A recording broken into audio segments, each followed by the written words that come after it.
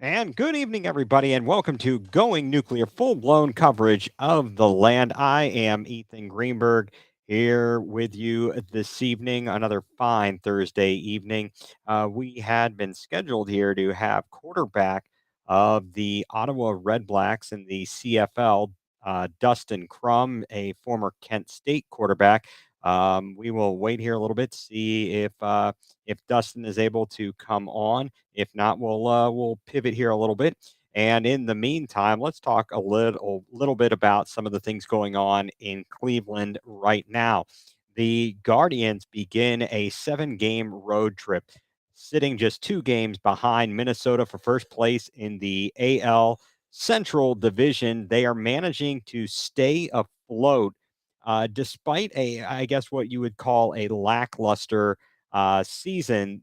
They have managed to win a couple games in a row, and Minnesota lost a couple games up in Seattle. So the Guardians are back within 2 games of the Twins, and the trade deadline is August 1st. That is next Tuesday. Last night, the Guardians sent Ahmed Rosario to the Dodgers, and in return received Noah Syndergaard.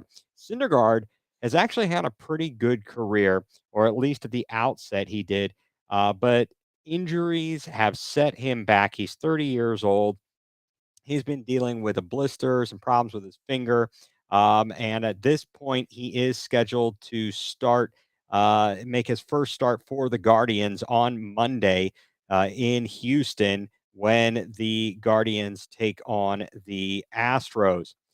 In other news, things going on, the Browns are continuing training camp as they are out at the Greenbrier in West Virginia, and things are moving along well there. They had an off day yesterday, and they are back in. And pausing here for just a moment, looks like we have Dustin Crum ready to join us. Good evening, Dustin. How are you doing, sir? Good. How are you? I am doing well. Welcome to Going Nuclear, full blown coverage of the land. I am Ethan. So nice to finally talk to you in person. Everything going all right up there? Yeah. Been a good week. Had a good week of practice preparation. So looking forward to our game tomorrow. Yeah. Now, tomorrow you have the Tiger Cats, correct? Yep. Yes, sir. So we got them again. Played them a few weeks ago. Actually, really in my first game. So it'll be a big one tomorrow. It'll be big divisional game for us. Yep. Yeah. You're sitting at 3-3 right now, a couple games behind the Argos, eh? Yeah. So they got off to a hot start, undefeated right now. Believe the only undefeated team in the league. So I'm sitting in second behind them. So definitely will be a big game, kind of to continue to the playoff push for later in the year. Yeah, definitely. Watched some of the game the other night on CBS Sports Network against Calgary, and that was an impressive game. You had to at the outset, you were able to create uh, pardon me, Ottawa, the Red Blacks, your team was able to Yeah. Yep. create some turnovers, and you got out to a good start, but then Calgary fought their way back, and they really keyed in on the read option and seemingly had you a bit stymied there. What did you guys do uh, when that occurred? How did the game plan change, if at all? Um, I wouldn't say it changed too much. I mean, you kind of just adjust a little bit with the flow of the game, and you just have to expect they're a good team. They're going to do some things and make things hard on you. So you just adjust as you go, and we were able to kind of have a solid opening drive. But once we were able to kind of truly settle in the game, kind of execute and um, kind of get our drives going and be able to finish a couple in the end zone, I think really started building this the momentum for us as an offense. And then, like you said, we were just able to feed off some of those turnovers that our defense was able to create, and we were able to lead us to a win. Yeah, fantastic victory. Very, very exciting. So 2 weeks in a row, comeback victories, overtime wins. for the Red Blacks. That is just fantastic. How is everything going up in Ottawa? It's been a lot of fun. It's been really cool seeing the fan base kind of explode a little bit and get really excited about our past two big wins. And they have an awesome fan base up here. And I think tomorrow will probably be pretty close to a sellout in front of our home crowd. So really excited for that. And the buzz in the city has been really cool to see. That is fantastic. What's the capacity of the stadium up there? Uh, I'm not sure off the top of my head. It's probably around 30,000 if I had to guess. So they get it rocking a little bit up there when they get going. So it's we usually get a pretty good crowd, and it's a cool place to play.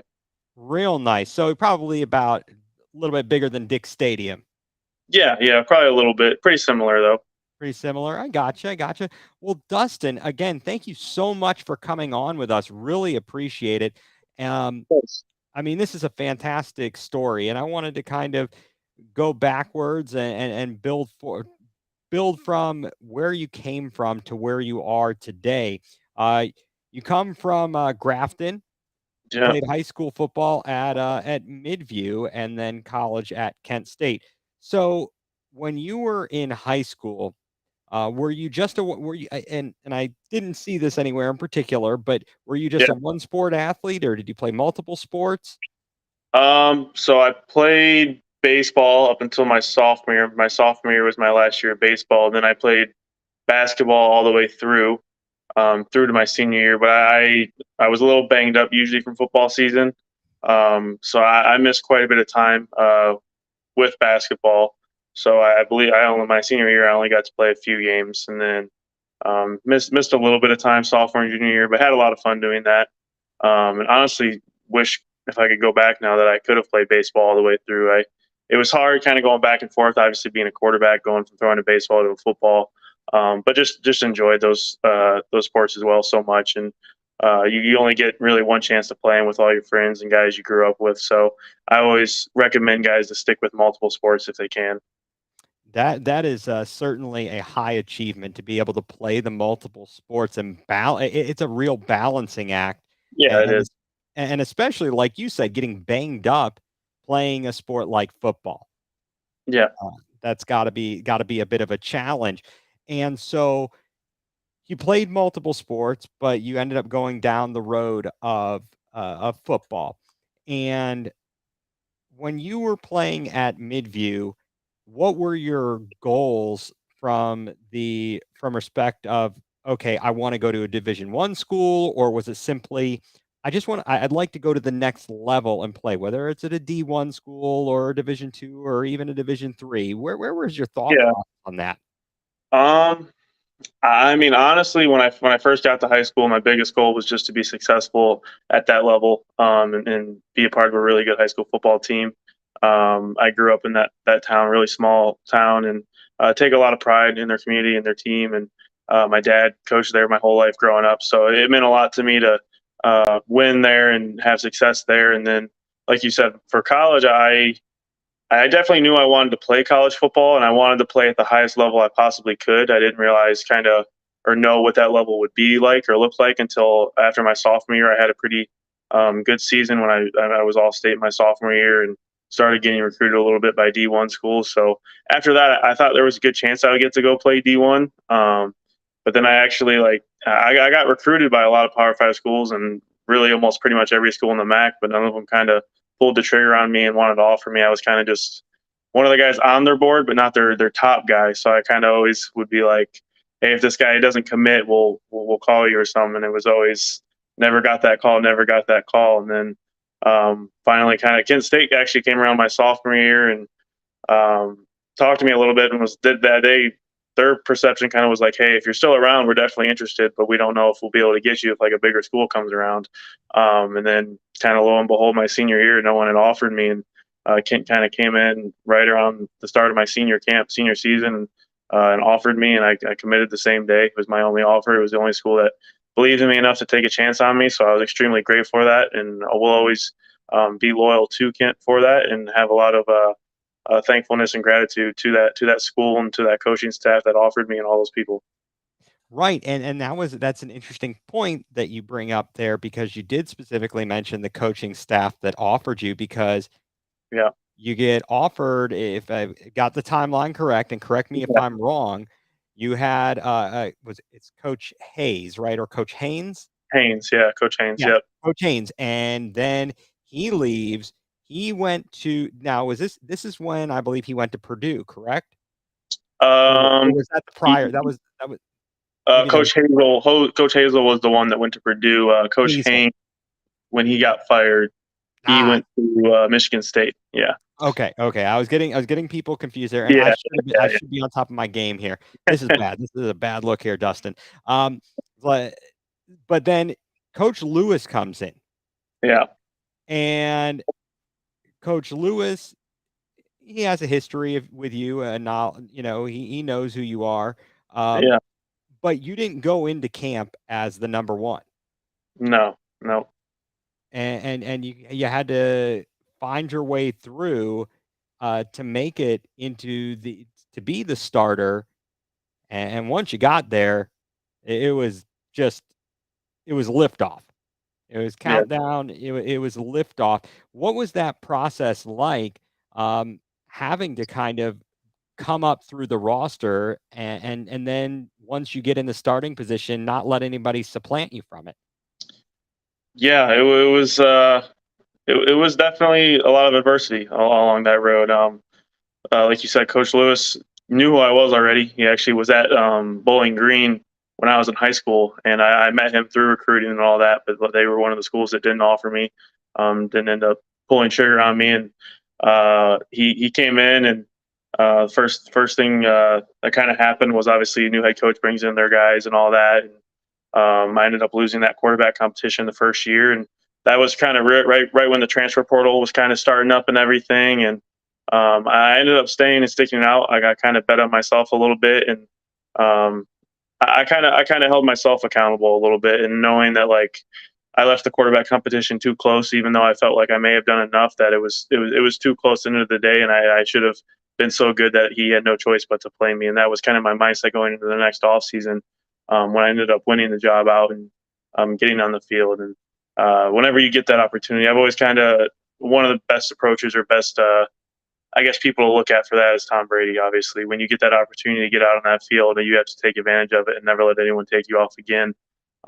Because you never know when you're going to get replaced. Even if you're kind of a solidified starter like Drew Bledsoe was before Tom Brady replaced him, you just never know who's gonna come up and take your job. So I've always had that mindset that I'm going to stay out there no matter what. No one's going to take me off that field.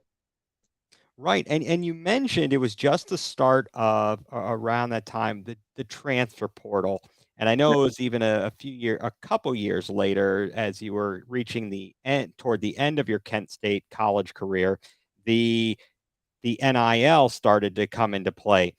Yeah. How have those things impacted the college game and impacted, in your view, schools such as Kent State or around the MAC? Oh, it's had a huge impact. I mean, yeah, it's changed the college landscape completely. It's honestly it's almost kind of turned the group of five, almost you could compare it to like the minor leagues for the MLB now. In a way it's good because obviously guys that probably are Power Five players are going to have that opportunity to go up and play higher level ball to give them a better chance to get to the league. But at the same time, it's kind of sad. Like I said, I have had a lot of loyalty towards Kent State, and I felt like I owed them a lot, and I always kind of tried to give my all for that school and that town and community. And it was it's funny to look back and think now, like if I had that opportunity, if I would have left, obviously you have a lot of guys making life changing money going to bigger schools, and it's hard for a young kid to turn that down, obviously. But at the same time, it's just like it's almost a part of me that you get that opportunity, that small school that took a chance on you. It's like almost like you owe them as well. So I have mixed feelings about it, but without a doubt, it's kind of continued to widen the gap between probably the top 10 or 15 programs and the rest of college football. Right. It's those programs, as I understand it, that they've got the money, they've got the Yeah, backing to be able to offer students coming in these, like you said, life changing money. Yeah. What did you make of, if you had a chance to hear it at all? Did you catch any of Lane Kiffin's comments earlier this week at the SEC Media Day? I did not actually. What did he say? Well, he was just it was kind of, comical because he was talking about the NIL and its adverse impact, and, I don't know, you're familiar with Paul Feinbaum? Yeah, yeah, yeah, yeah, He yeah, was pointing out some of the hypocrisy in yeah, Lane Kiffin talking about the money and leaving places for different money and reasons and so on and so yeah, forth. Um, but yeah, it is definitely I just heard a conversation this morning. I don't know how much you listen to, if you get a chance to listen to any ESPN radio, if you receive, regular ESPN yeah, radio. But it was interesting listening to that conversation talking about where the money is coming from and the boosters and the donors and so on and so forth. Um, because I know it's got to be tough at Kent State. I mean, when I was there in the late '90s and graduated in 2000, yeah, it wasn't. We were. I think the team was lucky to win one, maybe two games. yeah, That was kind of tough. I think that what you were able to do at Kent State was just amazing, um, in helping to turn that program around. Tell me a bit more. I mean, Coach Lewis left after this past season. He has yeah, joined Deion Sanders's staff at Colorado. And I guess for this season, they'll be in the Pac-12. They just announced they're going to go back to the Big 12. yeah. Um, but tell me about Coach Lewis and what he brought to the Kent State program. What were your biggest takeaways from him? I mean, first and foremost, none of that happens without him. None of that turnaround. He definitely established the culture. Was headstrong and believed in what uh, his way of doing things, and knowing that the work would work. And guys bought in. We were able to kind of get behind that. Um, and put in the work to make it successful and get to where we wanted to be. Obviously, we missed some of the goals that we wanted there. Obviously, getting that MAC championship in 21 would have been huge, and some of those other things. But just a great relationship with him. Nothing but respect for him. Great coach, and made me such a better player in person. And extremely thankful for my time and relationship with him. But I think he probably uh, is another probably factor that the new changing college football landscape probably affected him in that way too, knowing that how talented of a team we've had the past couple of years, that a lot of those big schools are going to come in and take those guys, and having to deal with that at a MAC school and a group of five school and trying to replace those guys year in and year out, and sustain that success when you don't have the money that those schools do to get guys to come in is very challenging. So I definitely would think that probably played a role in him going to Colorado. Because I know he loved Kent State. He had a ton of love for that school, and it definitely hurt him a little bit having to leave. Um, but yeah, so I don't know. But like I said, with Coach Lewis, it was amazing. I definitely will have a relationship with him for the rest of my life, and it's something I'm extremely grateful for. Have you talked to Coach Lewis before your starts so far? I didn't text him before my starts. He reached out to me after a couple of our games and just kind of congratulated me and everything. And we stayed in touch a little bit. Like I said, it's definitely a relationship that I plan on keeping for the rest of my life. I mean, whenever you kind of go to battle with someone like that and develop that close bond, you definitely just share a lot of you care about the other person, whether it's him, your teammates. Coach Matty J, the OC, still at Kent State. A lot of guys that were very tight, and it hurt my heart a little bit. Obviously, seeing all those guys leave and a lot of my former teammates leave. But obviously, I think they have some good people in place at Kent now, and hoping for another successful season. Right now at Kent State, and just for the people who are listening, if they didn't follow your college career, I mean, these are some pretty impressive stats. Your overall completion percentage, 66.7%. You passed for 7,420 yards, 55 touchdowns, and get this, 6 interceptions. That's pretty good. That's pretty impressive there, Yeah, Dustin.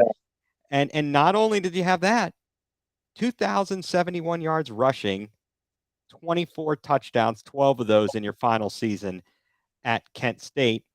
And again, this is for all these people who may not know this. You led Kent State to its first ever bowl win at the Frisco Bowl. You defeated Utah State 51-41. And who did you outduel but one Jordan Love, who is in line to start for the Green Bay Packers? That's obviously it's a team win. yeah, without. You don't win that on your own. But did you get a chance to know Jordan Love at all, or converse with him before the game, after the game? And what are your impressions of him and his potential for success in the NFL? Yeah, I think we just like kind of shook hands after the game, whatever, like most starting quarterbacks do. Nothing, too crazy. We never stayed in touch or anything, but just respect. I think a mutual respect there. And then, I mean, I think he's a very talented guy. I think he definitely has the arm talent to do it. He's had the opportunity to kind of develop and learn an NFL system, which is huge. Obviously, being down in KC last year and being behind Mahomes and all those guys, and some of those NFL offenses are take a little bit to grasp, especially they're extremely different than what you do in college. It takes a little bit to kind of get the timing and anticipation and just all the little minute details that you don't really think about that kind of elevate your game to the next level as a quarterback. So I think having that time was probably extremely beneficial for him, and I think he definitely has the raw abilities to do it. So it'll be interesting to see what he does this year. Right. And you mentioned the differences between the college game and the pro game. So I imagine, I guess this is kind of a multi-part question. So there's a difference, obviously, between college and the pros. How much? And then I would think, and you'll tell me, is there how much of a difference is there between uh, the NFL style and CFL style? Quite a bit. It's extremely different. I felt like honestly that I've almost played three different sports the last like three 3 years. Right. Going from Kent State to where I probably huddled maybe 10 times in my whole career. To obviously, you're huddling every play in the NFL and getting the plays in the headset and the mic and all of that. So that's obviously different. Learning how to do that again, and then coming up to the CFL where it's you still huddle, but it's pretty fast paced. There's only a 20-second play clock, um, and then dealing with there's 12 defenders up on the CFL field. It's a much bigger field as well. So the throws are much different. The coverages look a little bit different.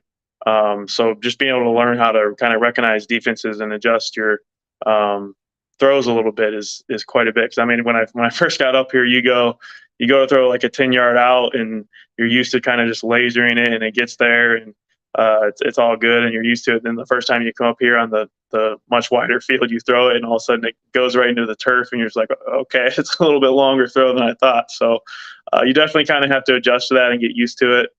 But it's been a lot of fun. It's a really kind of fun version of the sport that I've enjoyed learning up here. Yeah, definitely. I mean, I can honestly say I watched more CFL football this past weekend watching you play Yeah, than I might have ever yeah, watched over the course of my life. But let me ask you this, because this is you brought up something that intrigues me, in that in the college game you don't have much of the huddle, and yeah. they the coaches and assistants are sending in the plays from the sideline, either holding up boards, doing hand signals, holding up different colored flags. I mean, can you give me some insight as to why they're doing it by those means, rather than calling a play into the headset, rather than having you go up to the line of scrimmage and read the defense? Can you just give me some insights there? For you mean for like the college game? Yeah, in the college game, right. Um, well, I could be wrong, but I'm pretty sure you're not allowed to have the headset and the helmet for QBs in college. But I think Well, that I would would think explain it. one of the bigger things is in the NFL they just like to make things a little bit more almost complex in a way. Obviously, it's your full time job at that point. You're not in school or Right. anything. It's all you have to handle. So the plays can get a little lengthy word wise and tags. And with the West Coast system, they really like to kind of tag out each route so they can do whatever specifically they want to for that play. And kind of being able to do that in signals or in signs would be pretty difficult with some of the things a lot of NFL offenses like to do. Right, right, right, right. So that's definitely a big adjustment to Yeah. go from, having the coach call signaling the play and so on and so forth to the pros getting it in your helmet. Now, I cannot believe that after all these years of watching college football, I didn't know that. I feel like Yeah. Yeah. I I feel like a real dunce. I sh No, that's one of the biggest things when you show up to rookie minicamp that you kind of have to adjust. And my first night at rookie minicamp with the Chiefs, I probably spent about 3 hours just having my roommate read the plays off to me and try to be able to recite it back in the huddle. Because I mean, they get like I said, they get pretty wordy, get pretty lengthy. So just being able to spit them out after you hear them in your headset for the first time is kind of it's kind of your first step as an NFL quarterback, and it's a lot harder than people think. Yeah, so not only do you have to be, you got to have a good memory, a good ability to Yeah, recall, and a good ability to recall quickly. And I thought I should mention this because this just goes to how intelligent you are. You received a degree in aeronautical systems of engineering technology. yeah, yeah. That's impressive. That is Yeah, very impressive. Do you have hopes of when your playing days are over, pursuing a career with your degree?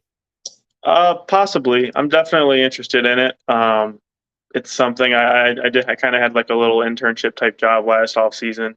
Right. But it's something I definitely am looking at. But I've also I kind of go back and forth. I thought about coaching as well. Like I mentioned, my dad was a coach, and then I've been able to establish a lot of connections. Obviously, kind of all over the place with all the people I've been able to meet along the kind of my journey here. So it's something I've gone back and forth on. I know obviously I have a passion for football in this game, and I think I'd be able to be a decent coach one day. So I kind of go back and forth on that one still.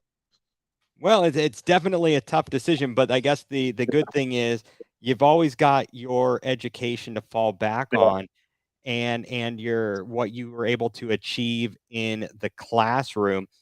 And if you could tell something to your to people going to college now who are in high school now, what would your recommendations or what would your wisdom be that you would pass on to them about uh, the classroom?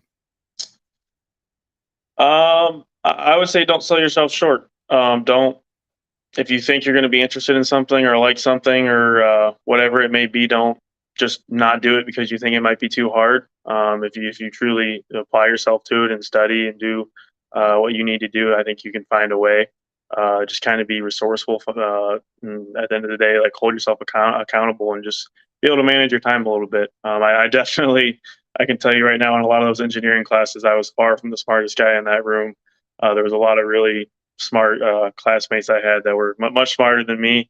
But I was at the end of the day able to kind of find a way to get through the classes, pass them when I needed to, and do well enough to graduate and all that. So I would say definitely don't sell yourself short.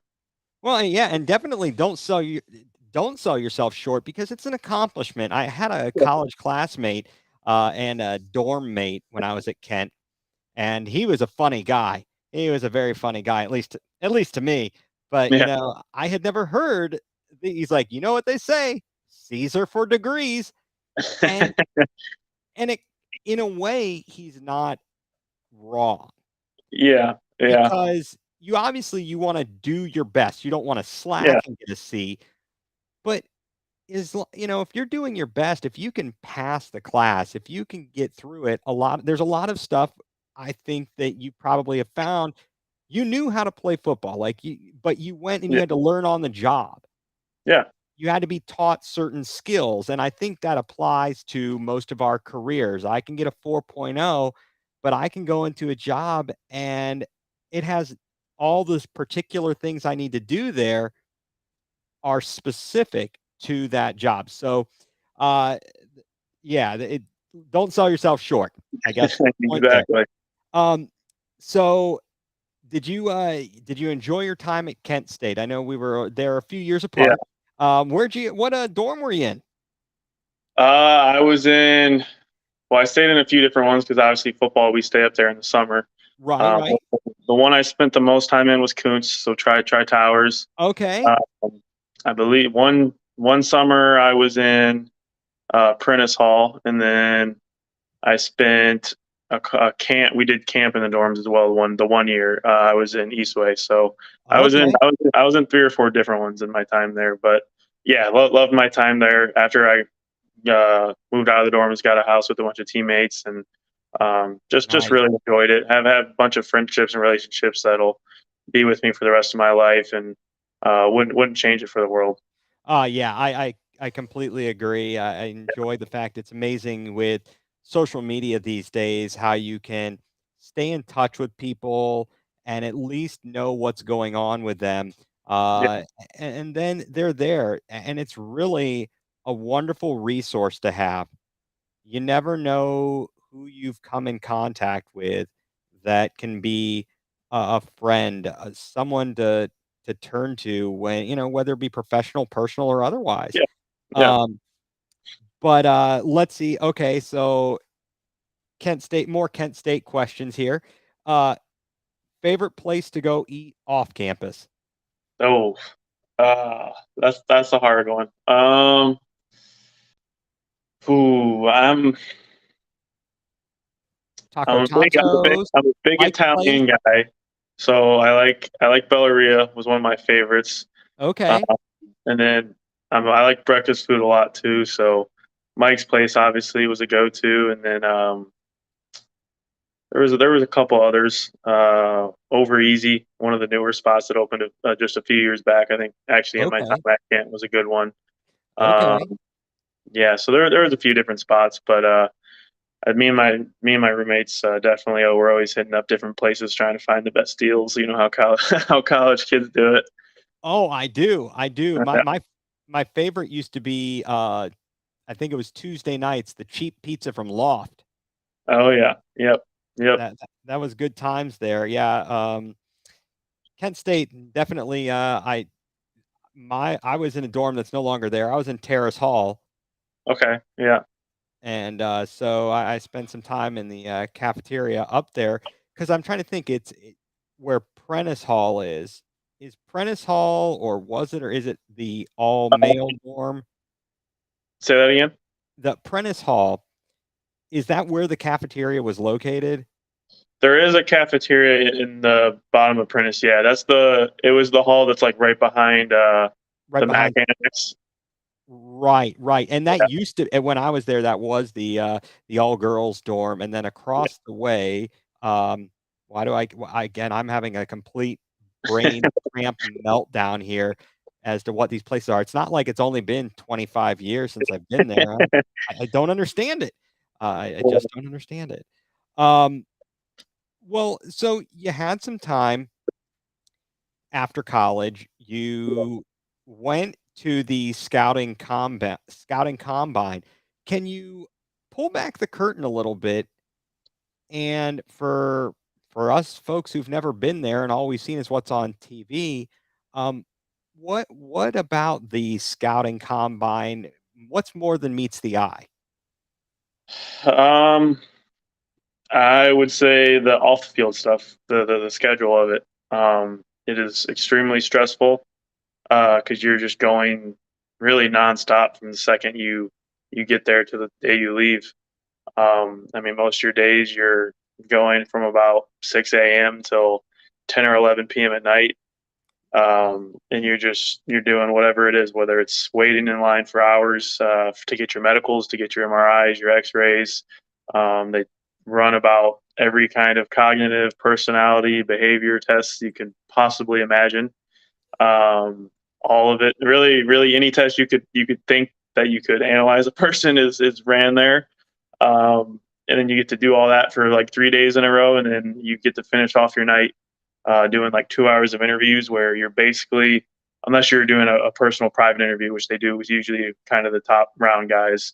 Um, you're basically in a big room and you sit down at a table with your probably the position coach from that NFL team for 15 minutes and you do your interview.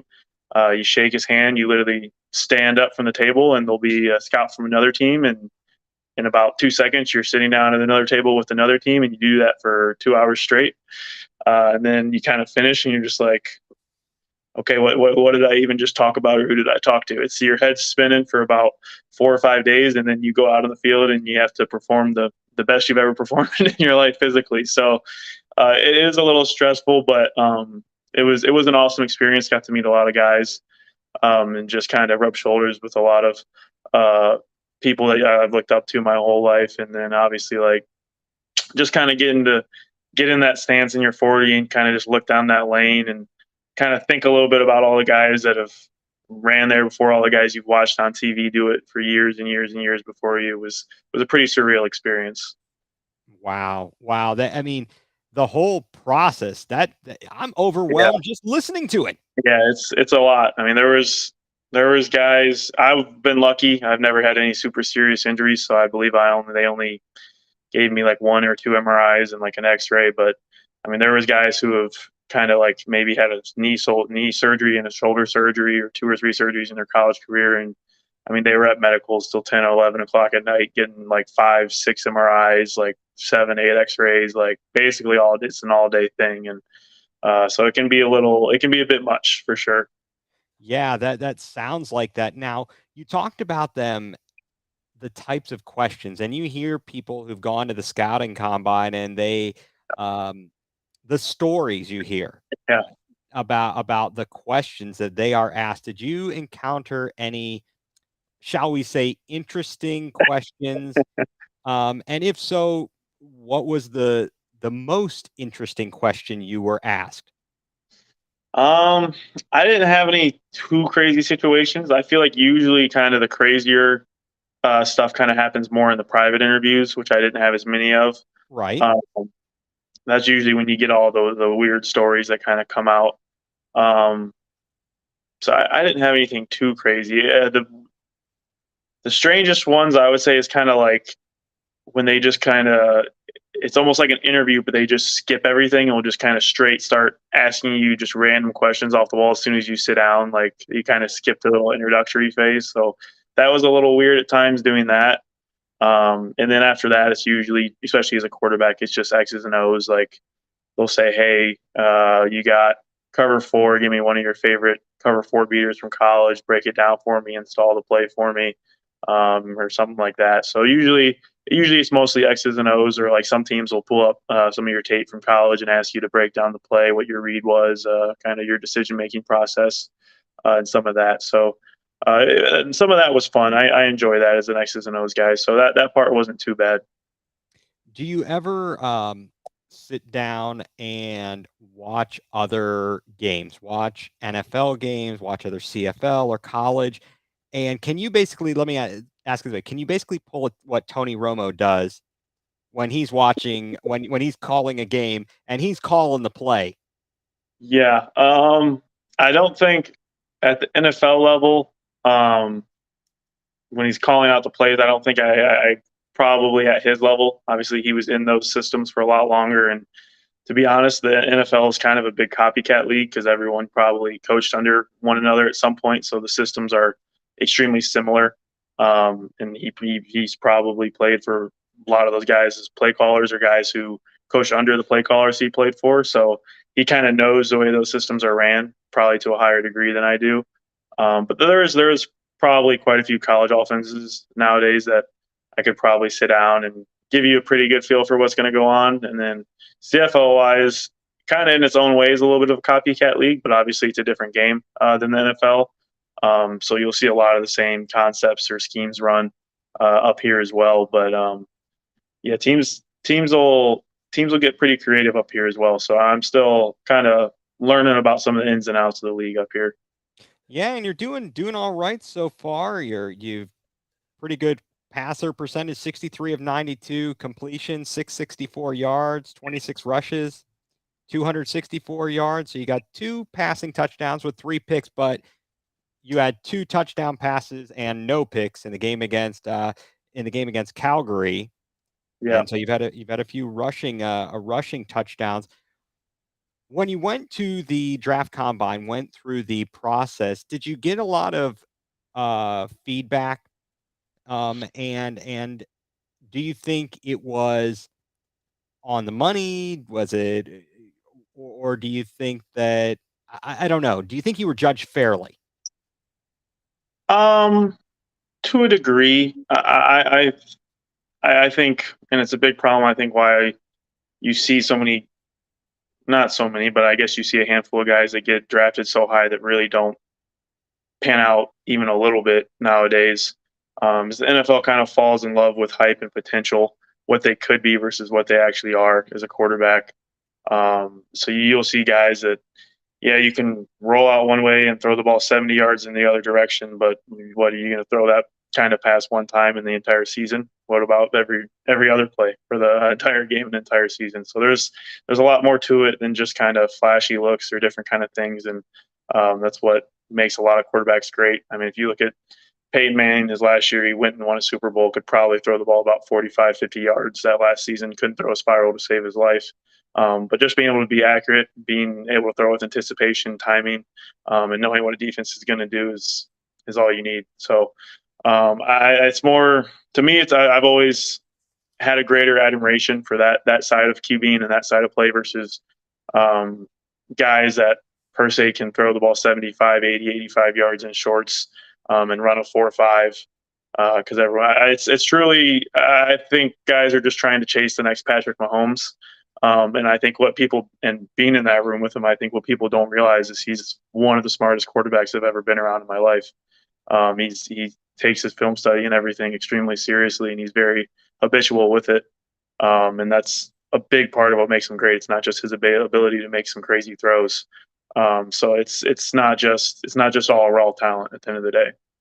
So being in since you mentioned being in the same room and getting getting an opportunity to know Patrick Mahomes, did he talk to you at all about his draft process? Because he didn't go number one overall, Yeah. and he came in and he sat, and Andy Reid had him sit for a year behind Alex Smith.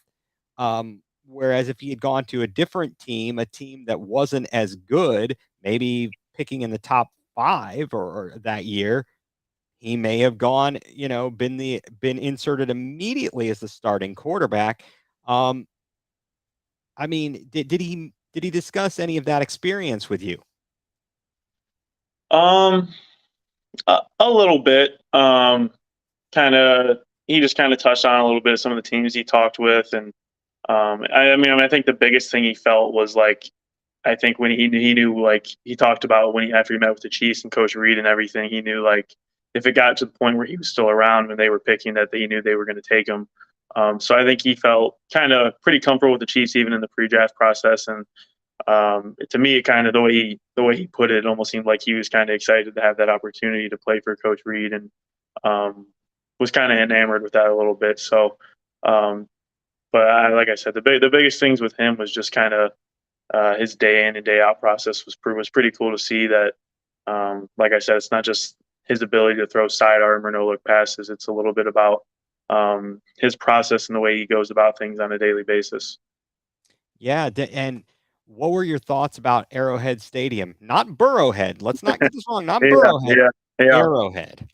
It was awesome. That fan base down there was awesome. It was even, I mean, as a UDFA guy, not even being a big name guy, like it was always funny. A couple of my closer friends on the team while I was there were O linemen, and they would always intentionally not ever wear Chiefs stuff out because if, especially if you're a bigger guy, if you just wear a Chiefs thing, like the people are instantly going to come up to you, pictures, like all that kind of stuff, and want to talk to you. So there would be like three of them, and then I'm kind of more of an average size guy or I can blend in a little bit at least. And I would always wear a Chiefs shirt to kind of make people draw the connection real quick, and then they'd see all the big guys. And they'd always get mad at me because half the time they'd come over and um, they would want to take pictures with them, and they wouldn't even think I was like on the team or something because I was just like an average sized dude. So I would always mess with them and do that. But just as a fan base and as a stadium, it was awesome. It got, I mean, I was only there for preseason and still got pretty dang loud.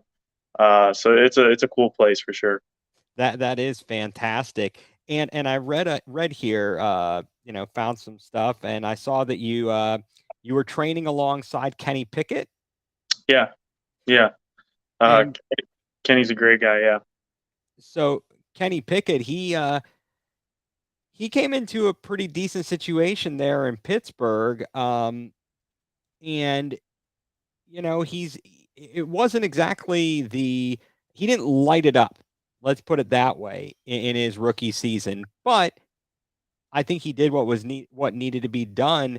Have you followed, how he did last season?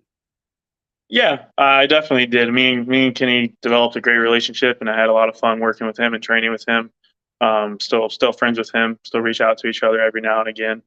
Um, but I think in a lot of ways, that's kind of the Steelers' MO is they kind of protect their rookie quarterbacks, and they're not going to force them to win the games for them, which I don't think they did too much last year. For the most part, they kind of just asked him to manage the game in a lot of situations.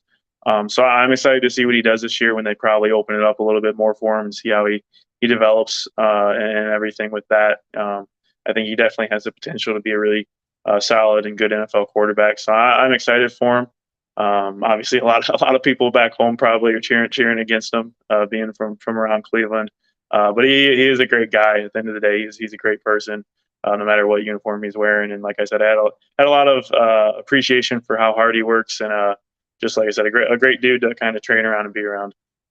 Right. And so you mentioned the being near growing up near Cleveland. And, Yeah. and as I read in one story, you didn't grow up a rabid Browns fan. No, not too much. Not to, was that just not in going on in your house? Was Uh, it a little bit. So actually, most of the guys in my family are Steelers fans. okay? So others, it's kind of a little bit of a split, but probably majority Steelers fans in my family. Um, Okay. but I'm not really a Steelers fan either. I'm more so, um, I would say, just a fan of players for the most part. And I would say the most I cheered for the Browns because my favorite quarterback when I was a kid was Colt McCoy because I'm a Texas fan. I was a Texas fan as a kid.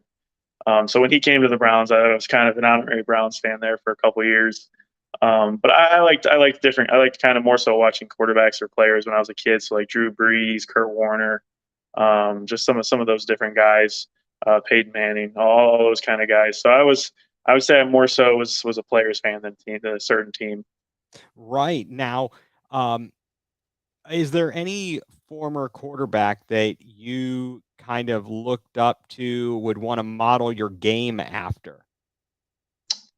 Um, like in the NFL, or what do you? Yeah, whether it be McCoy or it was someone you saw in college, just somebody that you said, "Wow, when I Yeah, get to that point, I'd like to be able to do X, Y, and Z." yeah. I mean, like I mentioned, Colt was definitely my favorite when I was a kid, and one of my biggest things as a quarterback has always been just accuracy and efficiency, and it's something that I've always tried to pride myself on and taking care of the ball. And I believe he set the NCAA single season record. I think it was like 80 or 81% or something, completion percentage his senior year. So it's just things like that, and people that play like that, or someone, are things that I've always tried to put an emphasis on in my game. And like you mentioned, taking care of the football and not throwing picks, just doing things like that to put your team in the best position to win games. Right. Now, are you still a Texas Longhorn fan? A little bit. It's almost like I'm too competitive to like, kind of cheer for another team in D1 because like I mean, even though Kent State's obviously not competing for the national championship and every year for football, it's just like we're in the same division as them, so I can't cheer for them anymore. Okay. Because in my mind, we're going to win the national championship every year still. So that was kind of just my approach to it. But if I'm watching them versus another team, I might root for them. But at the end of the day, it's Kent State all the way. All right. I love to hear that. I definitely Yeah. love to hear that.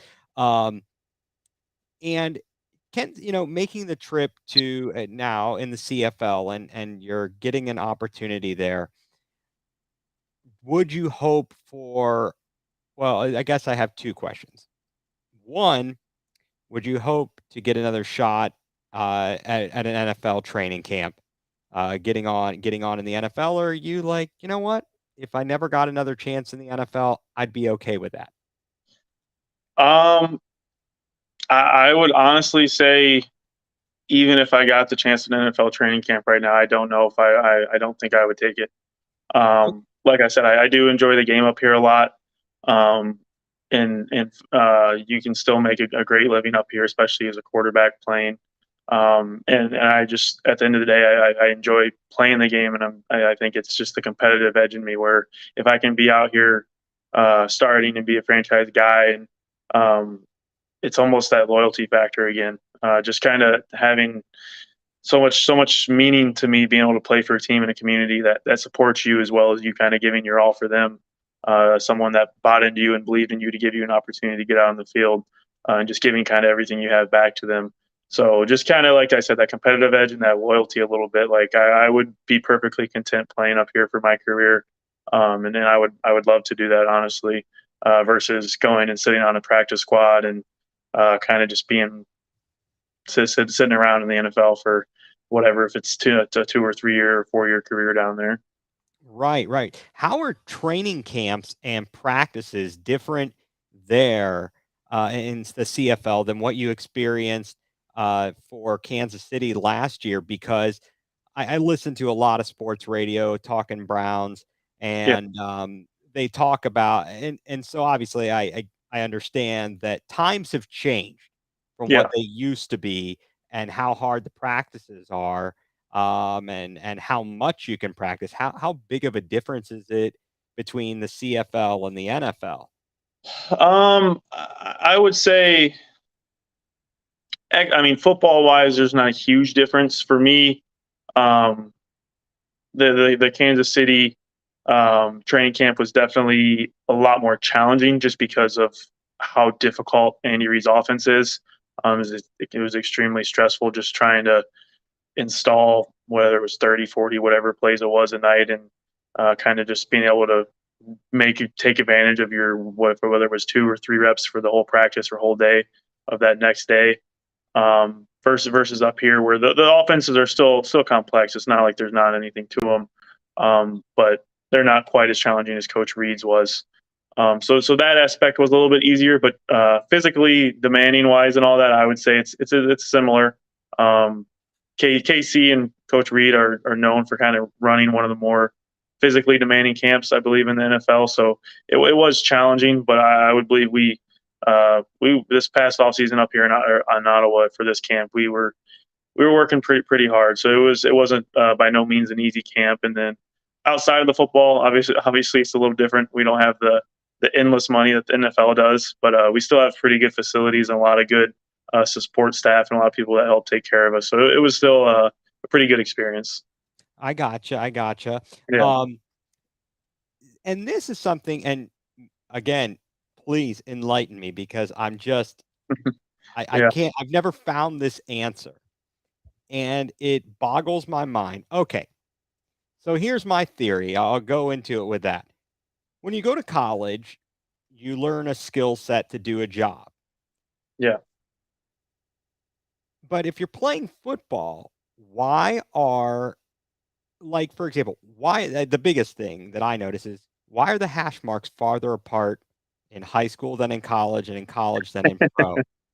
Why not make it set up so that you could transition to the next level, you know, without having that extra little bit to relearn?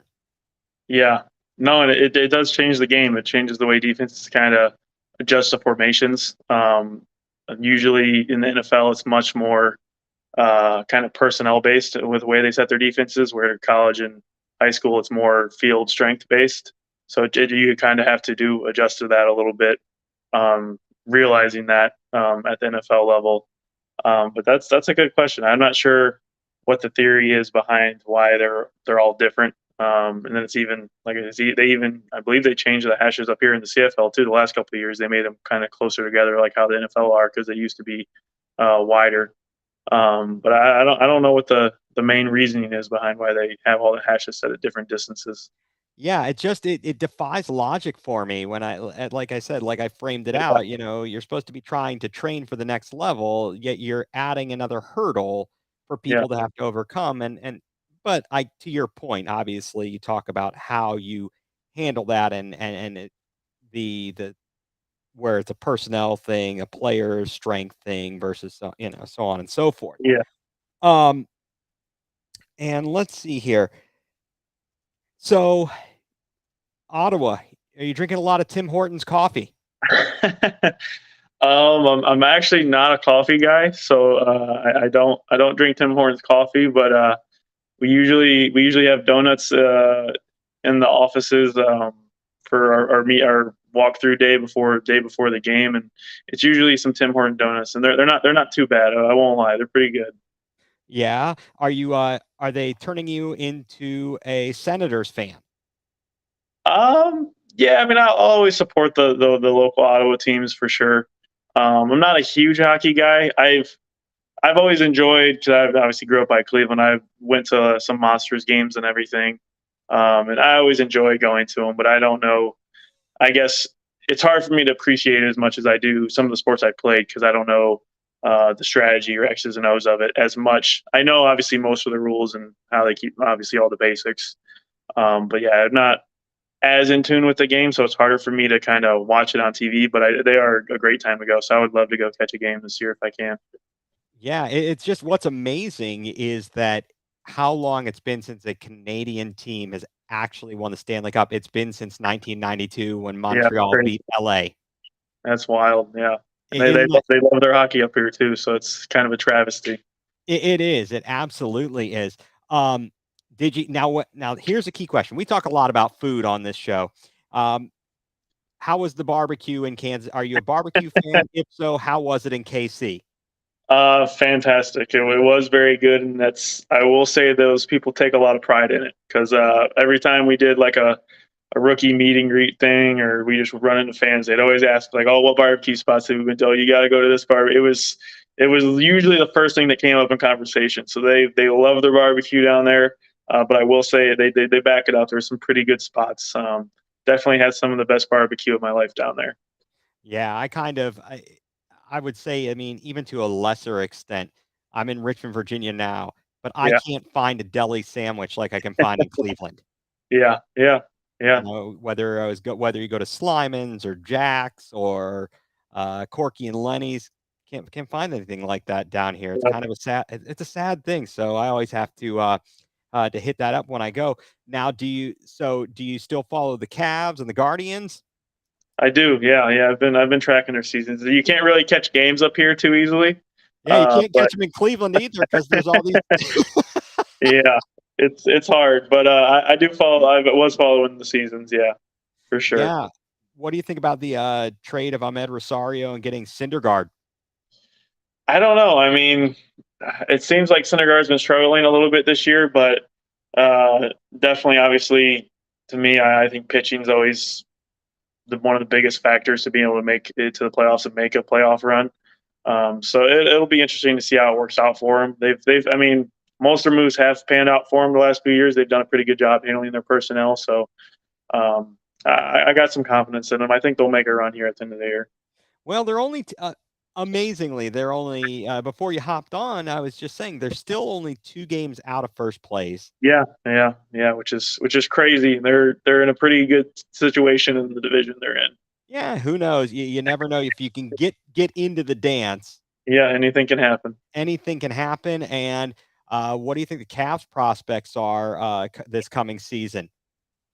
I'm very excited to watch them. I mean, they have one of the best young cores in the league. So obviously, Garland's extremely exciting. Donovan Mitchell can go and score 70 points and do his thing on almost any night. So they extremely exciting backcourt and front court with Mobley and Jared Allen as well. So if they can just continue to kind of put some pieces around them, and those guys continue to kind of mature and develop, I think they can make some noise.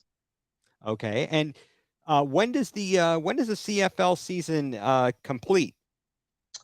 Around the end of November. So usually the playoffs kick off right around the start of November. So the Grey Cup's usually, I believe, I want to say the weekend before Thanksgiving is when it is. It's right around that time of year. So yeah, I'll be back home after that. Hopefully, try to make it to a Kent game there after our season. Yeah, definitely. Always a good time making it out to the Mac Center, Oh yeah, or catching them, catching it at the Mac tournament down at Rocket Mortgage. yes Those are sir. some those are fantastic times there. All right, Dustin. Well, I really, really appreciate you coming on tonight. This has been an absolute pleasure. It's been a learning experience, Yeah, and we'll be watching you and seeing how you do. And we'd love to have you come back on anytime. My co-host couldn't be here this evening, um, but would definitely love to speak with you in the future. And maybe we'll get some of that all 22 film, and we'll run that. Maybe we could diagram some plays. I'd like to learn a few things. all 24 up here. We got 12 guys on the field. I've got a lot to learn. Yeah, definitely. I mean, Yeah, are you gonna get a rouge? Isn't that like we might. We just might. Yeah, how big are the end zones? 20 yards. Yeah, Okay, yeah, that's what I thought. I mean, those that makes for yeah. a larger window to throw into. Oh yeah, it makes it a little bit better than trying to throw touchdowns in the NFL. Some of those windows are pretty tight down there with those guys. Definitely. Are the officials any better in the CFL than they are in the NFL? um, I don't know. I think for me, it's still too early. It's too early to tell for me. So I'm gonna. I say the jury's still out on that one. Fair enough. Fair enough. All right, Dustin. Well, thank you so much for all your time. Good luck this weekend against Hamilton. Uh, we know you'll do Kent State and everybody home in Grafton proud. Thank you very much. Have a good night. All right. Thanks. You too, Dustin. And folks, that was Dustin Crum, quarterback for the Ottawa Redblacks. And as I said, I have become a little more informed. Wow, that was a bit of an error on my part, not even realizing after all these years of watching college football that you couldn't have the communication devices in the headset for the quarterback, and that clearly explains the signaling in of the plays. But folks, if you get a chance to catch the CFL action, if you get a chance to see Ottawa and watch Dustin Crum, fantastic story out of Kent State went was an undrafted free agent as he talked about with the Kansas City Chiefs, and you heard him talk about the complexities of the offense run by Andy Reid. And I think for folks who might be watching this, for myself as a Browns fan, I would love to know the differences or even the subtle differences between the type of offense that Andy Reid runs and the type of offense that Kevin Stefanski runs, or any, and for that matter, any other coach. But as we were talking a little bit earlier, Browns down in Greenbrier, they will put on the pads tomorrow. And we are just a week away from the Pro Football Hall of Fame game as the Browns will take on the New York Jets. We're not going to see any starters.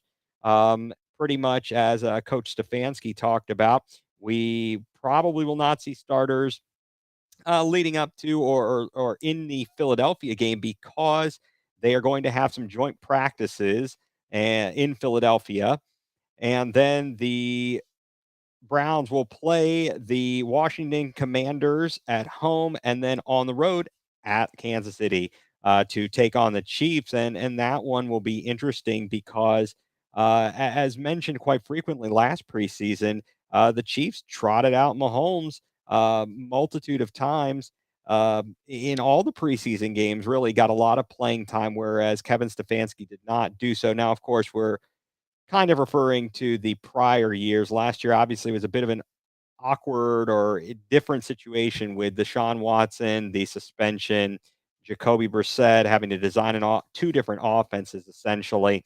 So it will be very, very interesting to see how this one goes down for the Browns. Not much news going on around the around the Cavs right this second. Certainly, Jalen Brown with the Supermax deal in Boston is a bit of an interesting thing because there are some portions of his game which could be better, but he certainly is one of the top players in the NBA. And I'm sure we'll be getting more Cavs news as we get a little bit closer to the season. One thing that happened this afternoon of interest for the Cleveland Browns is Joe Burrow went down with an injury in training camp. Reportedly, from what I've read, it is a calf strain, and we'll obviously want to keep an eye on that. Um, it certainly is something to be aware of and really makes you think when you talk about having your starters get reps in games. Certainly, you want them to get the practice reps in, and you'd like to see them live in game situations. But if you can't get them to the regular season healthy, how much good did it do you to get them in the games in the preseason? It's a very, very tough argument to make. I'm sure these guys hash this out and discuss this, and they come up with their own plans. So we will see how that all proceeds. And looking forward to the Browns taking on the Jets in the Hall of Fame game. Joe Thomas will be inducted into the Pro Football Hall of Fame. There's also going to be some events in Canton to honor Jim Brown. So lots of fun happening just 60 miles, about 60 miles south of Cleveland in Canton at the Pro Football Hall of Fame at Tom Benson Hall of Fame Stadium. And before we go this evening, I want to tell you what has me going nuclear this week. And this week, social media continued to just floor me with people who are so ready to throw out conspiracy theories and ridiculous stories um, for whatever reason. James's oldest son, LeBron Jr., aka Bronny, practicing at USC, collapsed and had cardiac arrest. And the medical team was there. They got him. They were able to do what needed to be done. He was taken to the hospital in stable condition. He went to the ICU, got out of the ICU. In fact, he's been released from the hospital. But I actually saw people on Twitter theorizing that maybe it had to do with a drug problem or that it had to do with the COVID vaccine. And that type of rhetoric is disgusting to me. These folks have no idea what's going on. And to even speculate like that is crazy. First and foremost, you should actually be more concerned about what happened to the young man and how his health is going to be going forward, and not out here trying to make assumptions and jumping to conclusions and creating all these possible scenarios. It's quite outrageous, and I wish people would simply wait until they get the facts before they go spewing ridiculousness. And the second thing I saw that has me going nuclear this week was also on Twitter. And it was a situation where somebody felt the need to comment on um, a young lady's looks, her appearance, and her sports takes. And whatever happened to if you don't have something nice to say, don't say anything at all. Keyboard warriors bother me. You get real, real courageous sitting behind your computer screen at your keyboard on your phone when you want to type something in, make fun of somebody for whatever reason, whether it's warranted or not. It's ridiculous. What is wrong with people? People have lost their minds, and common sense and empathy have gone out the window. And folks, that is what has me going nuclear this week. We will keep you apprised of our upcoming schedule. Got some big things coming up as we will start into the Browns preseason, and we will be moving ahead the final 60 games of the regular season for the Guardians. And not too much longer after that, We're going to be talking about college football. We'll be talking Browns regular season, all kinds of good stuff coming up here on Going nuCLEar. Be sure to tune in to us for all of our live videos. If you do not catch us live, go to our YouTube channel, subscribe, like, and subscribe the channel. It's Going nuCLEar CLE 2391. And you can follow me on Twitter at egreen4325. I don't know what it's being called these days. Also on Threads, egreen4325. My co-host Madison Delaney, who is not here this evening, she is on Twitter at madtravels24 and also on Threads at madtravels24. But please follow us, like our channel, subscribe to it, and feel free to comment when we are on, when we've got guests, and we would love to hear from you. So that's going to do it for tonight's episode, folks. Want to again thank Dustin Crum for coming in. It was a pleasure speaking to him. And once again, I'm Ethan Greenberg, and I have been Going nuCLEar, full blown coverage of